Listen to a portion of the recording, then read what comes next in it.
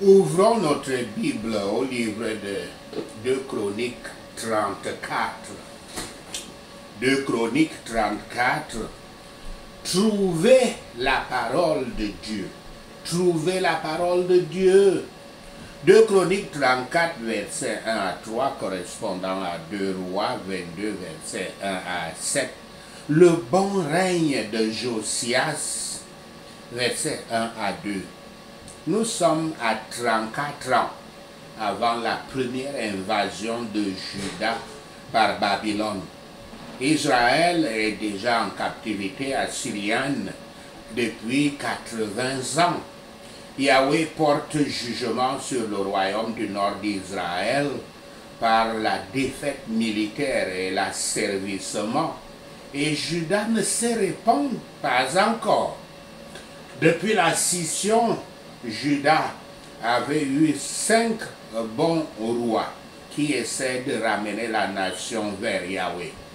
Asa, Josaphat, Joas, Ézéchias et ici Josias. Le roi Josias arrive au trône à l'âge de 8 ans à cause de l'assassinat de son jeune père Amon, qui n'avait eu que 2 ans de règne. Josias tourne le dos à l'idolâtrie de son père et consacre sa vie à Yahweh. L'événement qui diffère la première succession de Josias de celle d'Amon doit être attribué à la grâce distinctive de Yahweh. Pourtant, probablement, les personnes qui l'avaient formé, y compris le mari de la prophétesse Hulde, Shalom, étaient des instruments pour la production de cette différence. Son personnage est le plus excellent. Si le peuple avait adhéré à la réforme de la même manière que lui il persévérait, les effets bénis auraient suivi. Mais ils étaient méchants et étaient devenus des imbéciles dans l'idolâtrie, des fous dans des idolâtries. Nous n'obtenons pas la pleine connaissance de l'état de Juda à partir des documents historiques, à moins que nous nous référions aux écrits des prophètes qui vivaient à cette époque-là. 2 Chroniques 34, versets 4 à 7, correspondant à 2 Rois 23, versets 4 à 14, Josias détruit l'idolâtrie. Il y a des idoles dédiées aux Baals, à Asherah, à Molech et toutes les armées du ciel dans le temple même de Dieu dans Jérusalem. Jeter les cendres des idoles, comme nous le lisons, jeter les cendres des idoles sur les tombes, et les tombes à l'extérieur de la ville, comme c'est dit, n'est pas destiné à souiller les tombes. Tout contact avec la mort était considéré comme un acte de souillure. Par conséquent, disperser ainsi la poussière des idoles qui étaient brûlées et détruites sur les tombes sert à souiller les idoles en question, à souiller leurs démons. De ce compte, il semble que Josias commence la purification au centre et il travaille ainsi progressivement vers l'extérieur. Le centre étant Jérusalem. La réforme de Josias enlève non seulement, mais surtout les personnes pécheresses, les pécheurs qui favorisent et permettent ces choses pécheresses. Les idoles qui remplissent le temple n'arrivent pas là et restent là par elles-mêmes. Les prêtres idolâtres sont responsables de ces pratiques pécheresses et le jeune roi Josias ordonne leur mort. L'idolâtrie officielle en Juda est très répandue. et élaboré et fortement investi. Les rois de Juda précédents, les rois précédents avaient dépensé beaucoup de temps et beaucoup d'argent pour honorer ces idoles païennes. En quelque sorte, les gens avec la magie, la sorcellerie, ils investissent beaucoup. C'est comme la Rose-Croix, la franc-maçonnerie. On ne fait que payer les contributions et les livres et tout. Et vous payez tout ça, vous investissez comme ça pour votre propre destruction et la destruction des autres personnes. C'est ça la folie, c'est pour ça que je parlais de l'imbécilité. L'imbécilité de suivre l'idolâtrie. Imbécilité, voulant être imbécile, voulant dire être faible d'esprit. Le roi Josias détruit même les autels situés dans l'ancien royaume d'Israël. Il enlève l'autel païen à Bethel que Jéroboam a mis en place des centaines d'années auparavant. Quelle abondance! Quelle abondance de méchanceté en Juda et à Jérusalem! On ne croirait pas possible qu'en Juda, où Yahweh était connu, en Israël, où son nom était grand, à Salem, en Sion, où se trouvait sa demeure, la demeure de son nom, que de telles abominations devaient être trouvées. 2 Chroniques 34, versets 8 à 13, correspondant à 2 Rois 22, versets 1 à 10. Le soin de Josias pour réparer le temple. Josias comprend que le travail de réparation et de reconstruction du temple a besoin d'organisation et de financement.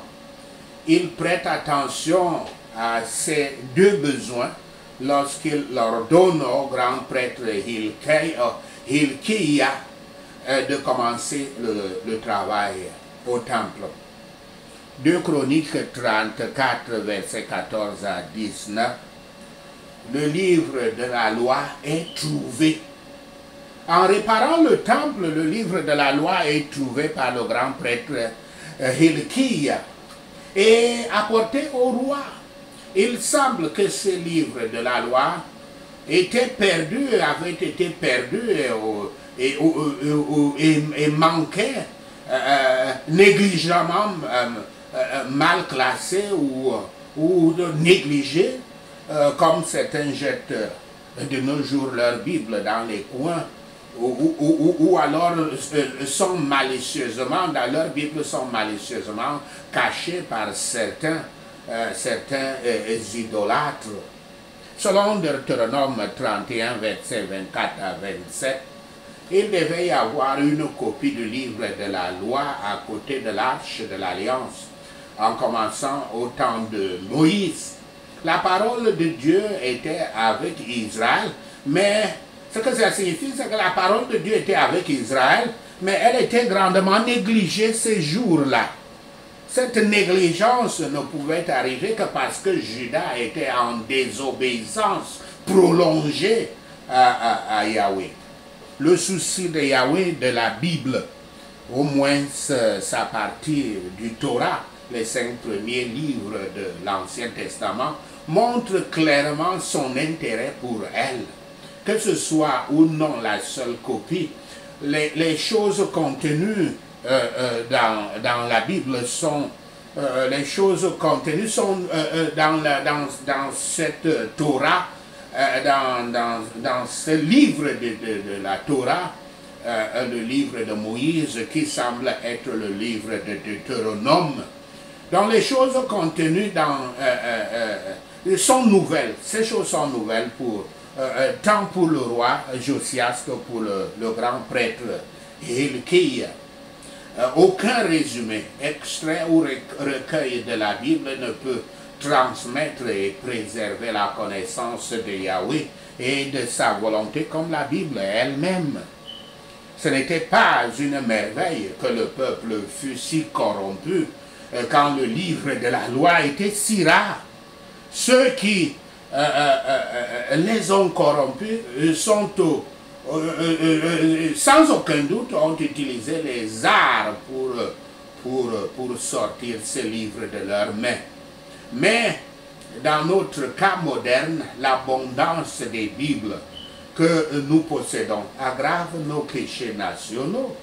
Car quel plus grand mépris de Yahweh pouvons-nous montrer que de refuser de lire sa parole quand nous la mettons, nous la mettons entre nos mains, ou en la lisant, ne pas y croire et y obéir. Par la sainte loi, se trouve la connaissance du péché. Et par l'évangile béni est la connaissance du salut.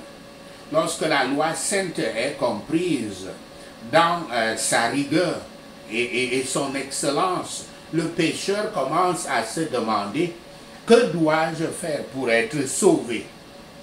Et les ministres de l'évangile lui indiqueront Yahshua le Christ comme la fin de justice de tous ceux qui croient. 2 Chroniques 34, versets 20 à 28, correspondant à 2 Rois 22, versets 11 à 20. Josias consulte Hulde la prophétesse. Le roi Josias sait que le royaume de Juda mérite le jugement de Yahweh. Il ne peut pas entendre la parole de Dieu et répondre à l'esprit de Yahweh sans sérieusement affronter les péchés de son royaume. Le livre de la loi est donc lu devant le roi. Ceux qui les étudient se nourrissent quotidiennement de ce pain et marchent par cette lumière, honorent mieux leur Bible. Les convictions du péché et de la colère devraient nous mettre sur cette recherche, cette enquête, quand nous nous demandons: que devons-nous faire pour être sauvés? Ainsi, ce à quoi nous pouvons nous attendre et que nous devons prévoir. Ceux qui sont vraiment inquiets du poids de la colère de Yahweh ne peuvent qu'être anxieux quant à la façon dont ils peuvent être sauvés. De la Bible seule, nous connaissons peu de la prophétesse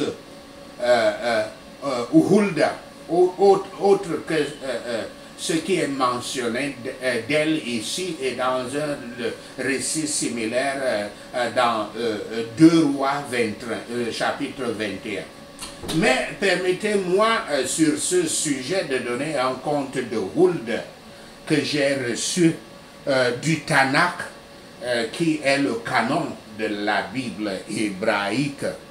Hulda, l'épouse de Shalom, fils de Tigba, est l'une des 7 prophétesses mentionnées dans le Tanakh, qui ont vécu à des époques différentes. Ces 7 prophétesses sont Sarah, Myriam, Déborah, Anna, Abigail, Hulda et Esther. Hulda avait vécu au temps du règne de Josias, comme nous le voyons. Elle avait vécu dans Jérusalem. C'est pendant ce temps que l'esprit de prophétie, le Saint-Esprit, était venu à elle et elle était devenue connue comme une prophétesse. C'était aussi le temps des prophètes éminents, Jérémie et Sophonie. Selon le Midrash dans Pesukta Rabati, au chapitre 26, les livres juifs, Jérémie avait prophétisé dans les rues de Jérusalem. Sophonie avait livré des prophéties dans les synagogues. Et Hulda avait à Jérusalem une école pour les femmes. à qui elle enseignait la parole de Yahweh en ce qui concernait les femmes, les mères, les filles juives. Car dans le Talmud, qui est un ensemble des lois et des légendes juives, des légendes civiles et cérémonielles, il est dit que Hulda était une parente du prophète Jérémie. Elle était une descendante de Josué, fils de Nun, de la tribu d'Éphraïm. Le prophète Jérémie était aussi un descendant de Josué du côté de sa mère. Du côté de son père, Jérémie était un Kohen. Un Kohen, le fils de Hilkiah, le grand prêtre, qui venait d'une longue lignée des Kohanim, que nous appelons aussi les Kohathites, remontant à Aaron de la tribu de Lévi. Le mari de Hulda, Shalom, occupait une position importante dans la cour royale. Il était le gardien de la garde-robe du roi, responsable donc des robes, des vêtements du roi pour toutes les occasions. Il était aussi l'un des instructeurs du roi Josias, quand Josias était encore un enfant, puisqu'il a pris le pouvoir étant âgé de 8 ans. Avec l'approbation du roi Josias, Hilkiah, le prêtre, consulte cette femme pour savoir la direction spirituelle de Yahweh. Elle est reconnue dans le royaume de Juda comme une enseignante de la loi, une prophétesse et une femme ointe qui peut révéler la volonté de Yahweh. Juda et ses dirigeants avaient marché contre Yahweh pendant trop longtemps et ne s'étaient pas vraiment repentis afin d'éviter tout jugement final. La fidélité de Yahweh est démontrée autant par son jugement sur les méchants que par sa miséricorde envers les repentis. Hulda informe Josias des jugements que Yahweh a en réserve pour Juda et Jérusalem. Le peuple en général est endurci et leurs cœurs sont non humiliés.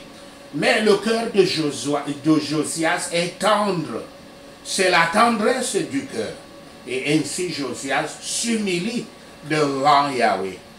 Ceux qui craignent le plus la colère de Dieu sont les moins susceptibles de le ressentir.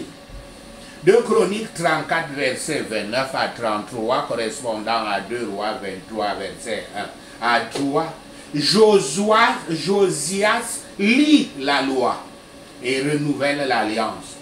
Josias entend la promesse du jugement, qui est aussi mentionné dans 2 Rois 22, verset 16, et le retard immédiat du jugement, qui est mentionné dans 2 Rois 22, verset 20. Car la prophétie de la prophète Hulda, c'était que Jérusalem sera détruite. Et elle avait prédit aussi la déportation des habitants de Jérusalem. Mais elle avait dit que, parce que le cœur de Josias est tendre, il ne verra pas la destruction de Jérusalem. Dieu, Yahweh, lui avait épargné cela. Et lui épargné aussi toute captivité. Donc Josias ne répond pas avec indifférence ou consentement simple qu'il ne verra pas le jugement ce jugement-là de ses jours, pendant ses jours sur terre. Il veut seulement obtenir le royaume. Il veut seulement obtenir que le royaume rentre à Yahweh. Et il sait qu'il ne peut pas le faire seul. Il a besoin de tous les anciens de Juda pour se repentir avec lui. Josias est tellement préoccupé que la nation entende la parole de Yahweh que lui-même, il la lit devant eux, devant les anciens. Le seul problème avec sa solution est que nous ne lisons nulle part aucun commandement de Dieu qui dit que les gens se tiennent, respectent l'alliance. Enfin, c'est une affaire de libre arbitre. C'est clairement l'œuvre de Dieu parmi le peuple. Pourtant, Yahweh travaille à travers l'exemple et la direction du roi Josias ici. Josias a reçu donc un message de Yahweh à travers la prophétesse Hulda, qu'il n'y a aucun moyen d'empêcher la ruine de Jérusalem, mais qu'il devrait seulement sauver sa propre âme. Cependant, il fait son devoir et laisse l'événement à Yahweh. Il est déterminé de tout son cœur et de toute son âme à débarrasser le pays de Juda de tout culte des idoles, essayant ainsi de plaire au Père Yahweh qui avait déjà prononcé sa sentence de destruction du royaume de Juda après avoir détruit le royaume du Nord en Israël. Josias engage le peuple de la manière la plus solennelle à abolir l'idolâtrie et à servir Yahweh dans la justice et la vraie sainteté. Bien que la plupart soient formels ou hypocrites ici, cependant beaucoup de méchanceté extérieure sera quand même empêchée. Et les Judéens sont responsables devant Yahweh pour leur propre conduite. Sachez ceci et le Seigneur Yahweh vous bénira. Amen. Prenons ces points de prière. Je tourne le dos à l'idolâtrie de mes pères et j'abandonne, je soumets ma vie à Yahweh au nom de Yahshua le Messie. Je tourne le dos aux voies du monde et j'adonne ma vie à Yahweh au nom de Yahshua le Messie. Père Yahweh, fais que les frères et sœurs de l'Assemblée des disciples du Christ se joignent à ton enseignement de la même manière que je persévérais, que je persévère moi-même au nom de Yahshua le Messie. Père Yahweh, récompense ceux qui persévèrent ainsi avec des effets bénis au nom de Yahshua le Messie. Je prêterai attention aux besoins de réparation et de reconstruction de l'Église du Christ au nom de Yahshua le Messie. En reconstruisant l'Église du Christ, Père Yahweh, ouvre-nous le livre des lois et montre-nous la direction à suivre au nom de Yahshua le Messie. Je ferai attention de ne pas me méfier de la Bible dans ma vie au nom de Yahshua le Messie. Je ne négligerai pas la parole de Dieu, sinon en le faisant je montrerai ainsi ma désobéissance à Yahweh au nom de Yahshua le Messie. Ceux qui utilisent les arts, les arts, les tromperies pour enlever la Bible des mains des gens afin de corrompre leur cœur, recevez le jugement de Yahweh au nom de Yahshua le Messie. Esprit Saint, donne-moi à la fois la connaissance du péché, de la sainte loi et la connaissance du salut, du bienheureux évangile au nom de Yahshua le Messie. Esprit Saint, fais-moi comprendre la loi sainte et fais-moi comprendre la sainte loi et sa rigueur et son excellence au nom de Yahshua le Messie. Père Yahweh, envoie-moi tes ministres de l'évangile pour me montrer le Christ comme la fin de la loi de justice au nom de Yahshua le Messie. Je me répands de tous mes péchés, y compris mon péché d'inaction, mon péché de manque de brisement. Père Yahweh, épargne-moi ton jugement au nom de Yahshua le Messie. Père Yahweh, par ta miséricorde. Récompense mes efforts pour obéir à la loi de la justice. Mes efforts d'obéissance à la loi de la justice, récompense-moi. Merci Seigneur, au nom de Yahshua le Messie, nous prions. Seigneur, nous te remercions d'avoir entendu nos prières. Père, Yahweh, merci pour tes réponses à nos prières. Seigneur, nous te rendons gloire, nous te louons, nous t'adorons. Nous bénissons ton Saint-Nom. Au nom de Yahshua le Messie, nous prions. Amen. Hallelujah.